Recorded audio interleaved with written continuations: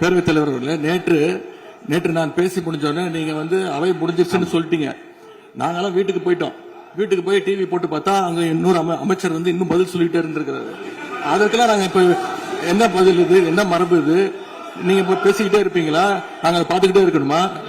பேரவைத் தலைவர் அவர்களே, ஒரு செய்தி விளம்பரத்துறை அமைச்சர் என்ற முறையில் இந்த மாமன்றத்தில் மதிப்பிற்குரிய எதிர்க்கட்சி தலைவர் அவர்கள் சொன்ன சில செய்திகளுக்கு சில வரி விளக்கங்களை உங்கள் மூலமாக வழங்க விரும்புகிறேன்.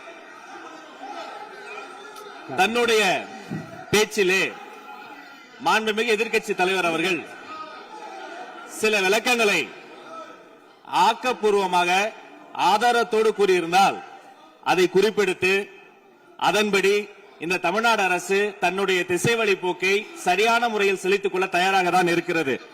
நான் முதல்வன் திட்டத்தை முடக்குவதற்கோ மாற்றுவதற்கோ எங்களுக்கு எந்த திட்டமும் இல்லை. ஆனால் சில விஷயங்களை தெளிவுபடுத்த வேண்டும். 40 நாள் விரதம் முடிப்பது போல 40 நாட்கள் ஆட்சியை இந்த தாவேக அரசு நிறைவு செய்திருக்கிறது.